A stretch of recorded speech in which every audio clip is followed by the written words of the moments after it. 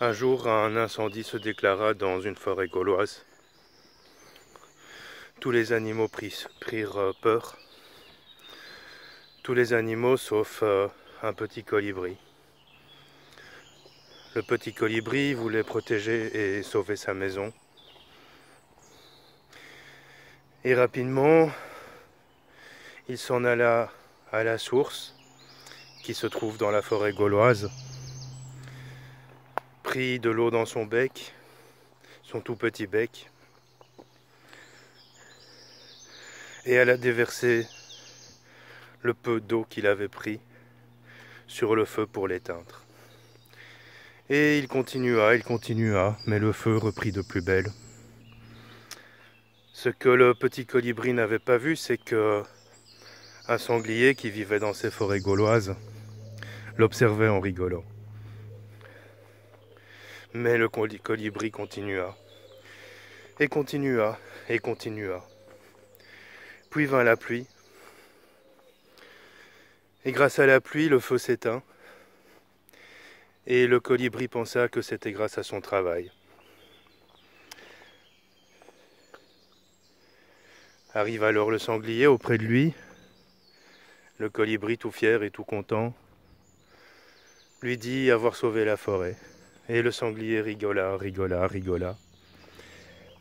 Et le sanglier approcha de lui et lui dit « Mais petit colibri, tu penses vraiment qu'avec ton petit bec, tu peux éteindre cet incendie ?» Et le colibri lui répondit « Non, bien sûr, mais j'ai fait ma part du travail. » Salut les gens, c'est la Haute-Gaule. Il est 7h35, le vendredi 26 juin.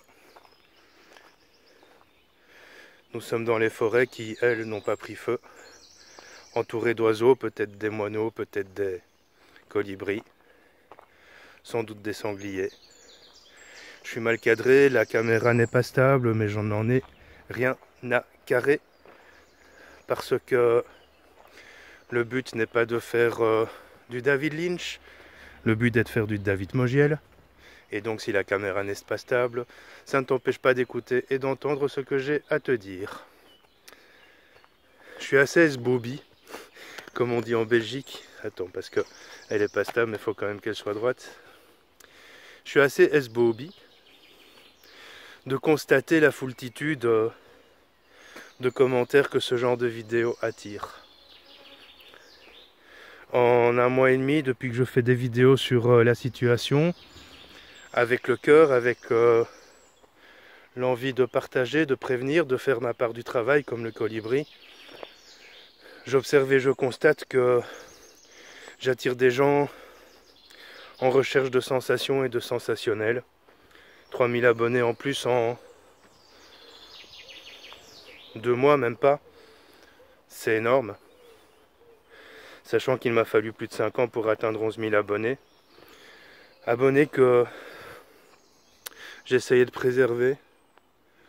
Pourquoi j'essaie de les préserver? Parce que je préfère avoir 11 000 abonnés qui entendent ce que je dis que 400 000 abonnés qui entendent ce qu'ils ont envie d'entendre. Bouge pas, je vais m'asseoir. Voilà. Je suis toujours esbobie des réactions des gens dans ce genre de situation. N'oubliez pas qu'une vérité est d'abord ridiculisée avant d'être prise pour vraie. Et n'oubliez pas qu'un mensonge 1000 fois répété devient vérité. Bien sûr, l'ego, le matin, quand il se réveille et qu'il voit qu'il y a 100, 200, 500 nouveaux abonnés, il se dit chouette. Mais surpasser l'ego, c'est aussi se dire merde. Ça va faire des problèmes. En 5 ans, je crois, ça fait 5 ans que j'ai ouvert ma chaîne. Je n'ai jamais eu autant à modérer les commentaires. Je laisse la possibilité de poser des commentaires pour les gens qui me l'ont demandé, parce qu'ils aiment échanger, certains se rencontrent même, parce qu'ils partagent les mêmes idées. Mais je dois vous avouer qu'il faut les épaules solides. Faut les épaules solides pour voir les menaces, les insultes qu'on peut recevoir. J'en avais entendu parler, mais je n'y avais jamais été vraiment confronté. Mais en même temps, voilà, c'est pas grave. Je suis quelqu'un qui a beaucoup d'humour, qui a beaucoup d'autodérision. Mais il y a aussi des limites à ne pas franchir. Ce que je vous dis depuis plusieurs années est occupé à se réaliser, alors c'est pas de la prétention que de le dire. C'est juste une réalité. J'ai eu des flashs, des ressentis, tout le monde me dit va vers la lumière, t'as des faux guides, etc., etc. Quand ces gens auront compris qu'en réalité ce ne sont ni des faux guides ni l'ombre, que c'est juste la vie, ben peut-être qu'ils verront les messages que je leur donne et qu'ils les entendront autrement. Je suis aussi assez esbobi de constater le déni de la plupart des gens. Je suis aussi assez esbobi, ça veut dire ébahi, étonné, surpris, esbobi. Je suis aussi assez esbobi de constater qu'en réalité, seule une poignée de personnes, quand je dis une poignée, ça peut être plusieurs milliers de personnes, mais par rapport à l'échelle humaine, c'est peu. Seule une poignée de personnes, et en même temps tu vas me dire ouais mais toute l'échelle humaine n'est pas abonnée à ta chaîne. Non, c'est clair. Je suis assez esbobi de voir qu'une poignée de personnes seulement se rend compte de vraiment ce qui se passe dans ce monde. Alors oui, il y a toujours eu des guerres, oui, il y a toujours eu des pandémies, oui, il y a toujours eu des jeux d'échecs géopolitiques qui nous mènent souvent au bord de la faillite mondiale. Mais il n'en reste pas moins qu'on vit ça aujourd'hui, c'est-à-dire qu'il y a beaucoup de ces jeux d'échecs auxquels on a échappé, il y a beaucoup de ces jeux d'échecs qui se sont déjà passés, produits. Mais aujourd'hui ça recommence. Je suis assez esbobi de voir les gens me dire crois en Jésus ou lis la Bible. J'ai pas besoin d'un livre, j'ai besoin de ressentir. Les choses ne se passent pas dans l'écrit, les choses se passent dans le cœur. J'ai besoin de ressentir, j'ai des ressentis, j'ai des visions, j'ai des flashs. C'est pas pour autant que je suis dans l'ombre. Et c'est pour ça que je voulais faire cette vidéo. Je suis assez esbobi de voir les gens qui sont toujours enchaînés dans les croyances sociétales. Je ne m'estime ni égoïste ni individualiste à acheter 2 rouleaux de papier toilette. En même temps, c'était une métaphore parce que, comme les gens qui me suivent sur Facebook le voient, je fais des pâtes moi-même, je fais du pain moi-même, je fais beaucoup de choses moi-même. Et donc, je n'ai pas besoin forcément de courir pour aller acheter des pâtes ni de PQ, c'était une métaphore. Mais je suis assez esbobi de voir que la plupart des gens ne comprennent pas la métaphore. Je n'ai pas besoin de PQ parce que j'ai des gants de toilette. Et avec un gant de toilette, tu peux aussi te frotter le cul. Donc fondamentalement, voilà, c'était une métaphore. Pour ceux qui ne l'auraient pas compris. Je suis donc assez esbobi de voir les gens qui sont encore enchaînés dans leurs croyances. T'es égoïste parce que tu penses à toi. C'est pour ça que je vous ai raconté l'histoire du colibri, parce que moi je fais ma part. Je suis assez esbobi de voir les gens dire le son est merdique, la caméra n'est pas stable. Quand je regarde ces gens, ce que je fais, c'est que je vais sur leur chaîne et je vois qu'il n'y a pas de contenu. Alors bien sûr, ils ont peut-être une autre chaîne sur laquelle ils font des vidéos. Et alors je leur dis, ben, ouvre une chaîne YouTube, achète du matériel, fais des vidéos, et après tu pourras donner des conseils. Des trolls, il y en a partout, il y en a tout le temps. Je suis un peu en porte-à-faux ici sur le flanc de la montée, donc voilà. Des trolls, il y en a partout tout le temps. C'est pas le problème.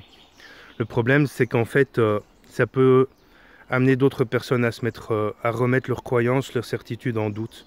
Et c'est pour ça que j'avais envie de faire cette vidéo. Parce que quand tu réponds à quelqu'un sur une vidéo qu'il fait, qui que ce soit, ici je parle pas de moi forcément, en disant merci pour ça, je me sens pas seul parce que je pense ça aussi, mais je ne sais pas en parler.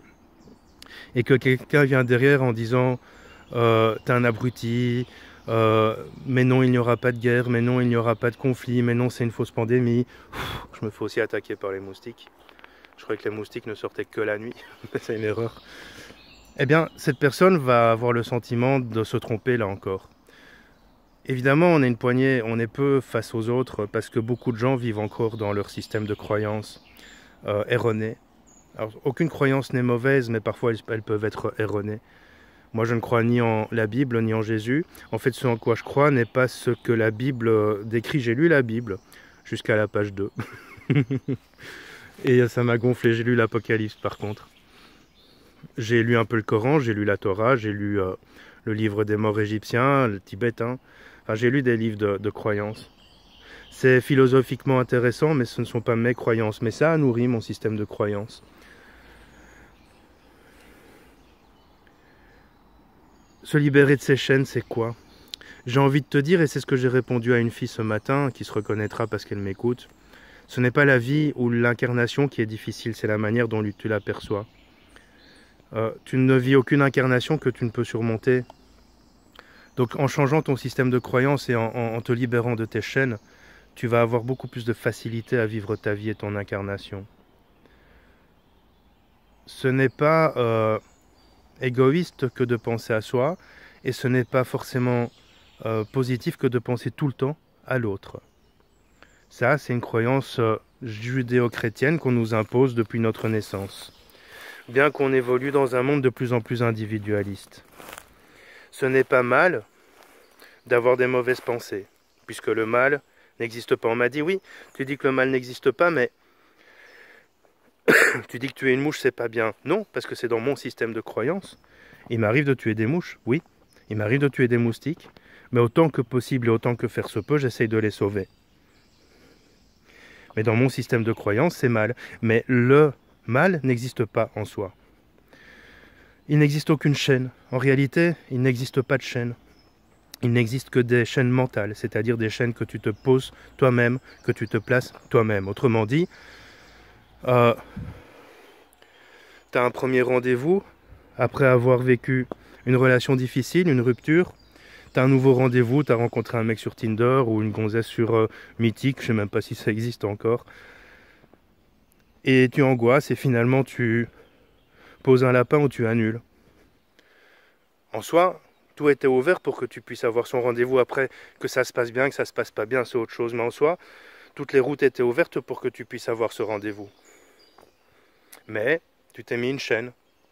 Tu t'es enchaîné en te disant non, j'ai pas envie de revivre la même chose, je suis pas prêt ou prête à revivre une situation sentimentale, je ne sais pas qui ce sera, etc. etc. Tu t'es positionné une chaîne toi-même, alors qu'il n'y avait pas de chaîne au départ. Tu viens de perdre un travail, ça a été mon cas. Mon tout premier travail en centre d'appel, on m'a dit oublie le téléphone, t'es pas fait pour ça. Tu ne sais pas communiquer. On me l'a dit comme ça, clairement. Ça ne m'a pas empêché de faire 4 ans de carrière dans le call center. Ça ne m'a pas empêché de faire de la radio et de faire des vidéos et d'être entendu, compris. Alors j'ai appris à communiquer avec le temps aussi, évidemment, parce que ça m'a fait grandir. J'aurais pu me dire c'est clair, ça n'est pas fait pour moi, je me mets une chaîne. Et si on m'avait proposé un nouveau travail en call center, j'aurais dit non. Après j'ai dit non parce que ça commençait à me faire chier, mais j'ai travaillé quand même plus de 4 ans en centre d'appel. J'ai subi un traumatisme parce que j'ai eu une intervention chirurgicale qui s'est mal produite. Du coup, je n'oserais plus aller chez le médecin parce que j'ai peur qu'on me propose une intervention chirurgicale et que ça se passe mal. C'est pas mon cas, c'est un exemple. Je me mets une chaîne. Voilà ce que j'essaie de t'expliquer, c'est qu'en fait les chaînes, c'est nous qui nous les mettons. Et ici, dans la société dans laquelle on vit, un monde qui est une poudrière, une vraie ou fausse pandémie, on s'en fout. Je m'en fous du cadrage, hein, les gars, je suis occupé à marcher dans la forêt, je me détends, je discute avec vous, qu'on voit mon grenat ou qu'on voit que la moitié de mon visage, j'en ai rien à caler.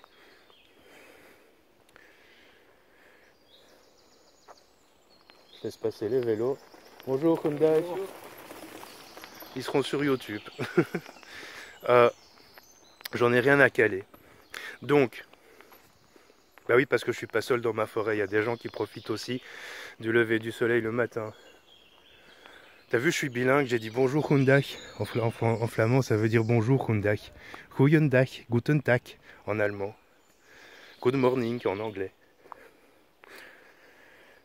Quand tu évolues dans une société qui est une poudrière, plus que ces dernières années du moins, on a vécu des années 60, 70, 80, 90, jusqu'à la première guerre d'Irak, qui étaient vraiment des années d'or. J'ai eu à mon sens une jeunesse dorée, pas au niveau financier mais au niveau de ce qu'on m'a offert, mes parents, de ce que m'ont offert mes éducateurs, mes profs, qui me permettaient le dialogue, la communication. Oh, j'ai eu des merdes dans ma vie, mais voilà, ça c'est la vie. Mais j'ai eu une jeunesse dorée. Aujourd'hui, quand j'observe la jeunesse des gosses, je me dis, bon, c'est leur jeunesse à eux, ils s'adaptent à tout. Mais bon, par rapport à la mienne, c'est pas cool, quoi. J'ai vécu en 90, je crois 3 ou 4 mois de grève des profs qui m'ont amené à 3 ou 4 mois sans école.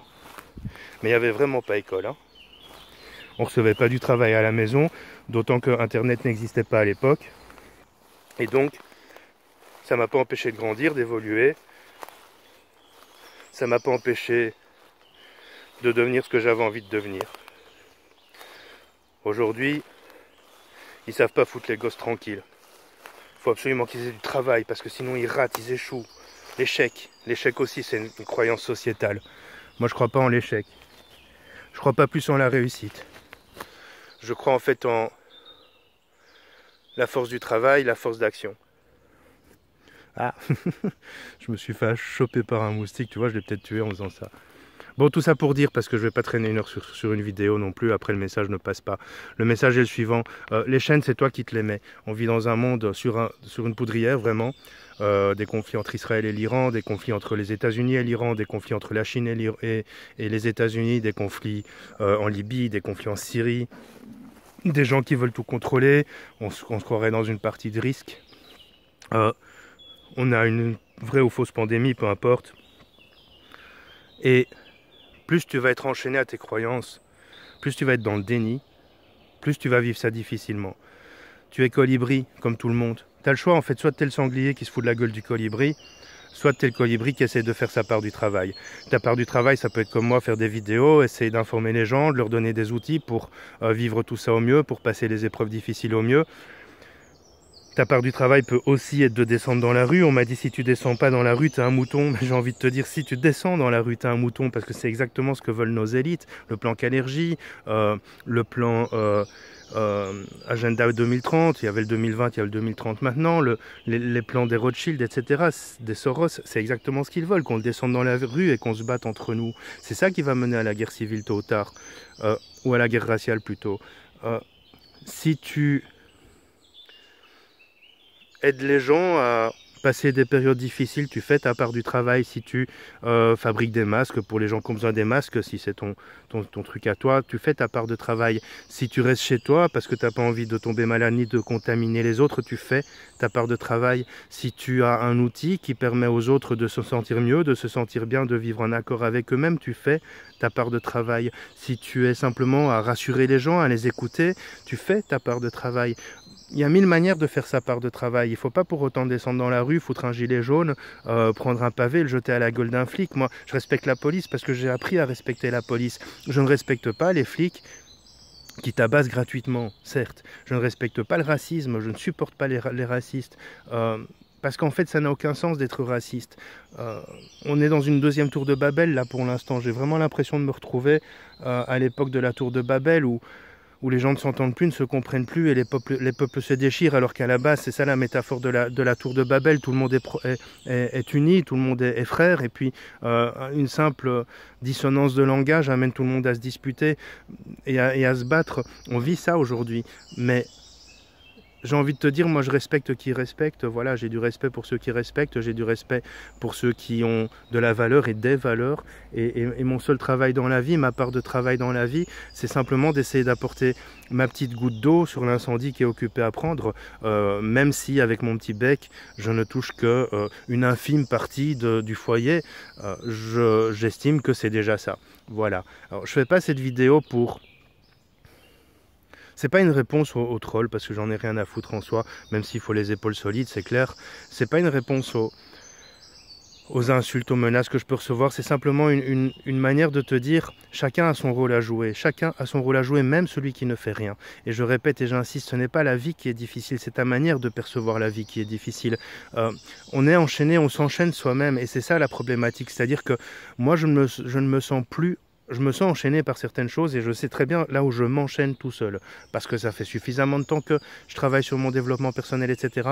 Donc je sais exactement où je situe mes chaînes et où je les mets et je les mets tout seul. Mais ce que je veux dire, c'est que il y a beaucoup de choses desquelles je me suis déchaîné ces dernières années, et notamment aux croyances sociétales, aux règles sociétales. Je ne crois ni en l'égoïsme ni en l'individualisme, je ne crois ni au bien ni au mal. Enfin, il y a plein de choses auxquelles je ne crois plus. Je n'ai jamais cru en la religion, mais jamais, ça m'a toujours poser question de dire mais comment un type qui a vécu en Mésopotamie ou je ne sais plus où peut être blanc avec des yeux bleus et s'appeler Jésus. Enfin, je veux dire, j'ai plus de foi en... Alors, je suis pas musulman, je suis pas juif, je suis pas chrétien, je suis pas bouddhiste, je suis un être humain, point. Mais j'ai plus de croyance en un Mahomet qui a vécu dans les terres sacrées qu'en un Jésus qui a vécu il y a 2000 ans dans un endroit où tout le monde s'appelait Youssef ou tout ça, ou Joseph ou machin, et qui était blanc alors que tout le monde était de peau au moins, si pas noire, au moins basanée. Enfin, je veux dire, tout ça me fait réfléchir depuis longtemps. Et c'est là où moi j'ai enlevé toutes ces chaînes. C'est des questions que j'ai posées moi-même à mes profs de religion à l'époque en disant mais madame, la définition qu'on fait de Jésus sur des tableaux où c'est un homme blanc à une époque où personne n'était blanc en fait, tu vois, ou en tout cas pas dans ces contrées-là. Donc voilà, j'ai envie de te dire, déchaîne-toi, dans le sens strict du terme, c'est-à-dire enlève tes chaînes, ne te pose pas des chaînes inutiles, tu n'as pas à prouver ni à justifier quoi que ce soit, même si je viens de faire une vidéo de justification, mais ça c'est mon choix. Tu as ton rôle à jouer, même si ce rôle est infime, il servira toujours parce que d'un rôle infime, ça peut faire boule de neige et une autre personne peut venir en jouant son rôle qui amènera une autre personne qui jouera elle son rôle, et finalement c'est ça l'union. Voilà. Bon allez, je te laisse parce que ça devient long et je te dis à bientôt. Je ne sais pas trop où je vais mettre cette vidéo, je ne sais pas si elle va aller dans Vivre mieux ou dans Préparez-vous, je crois qu'elle va aller dans les deux catégories. Salut les gens.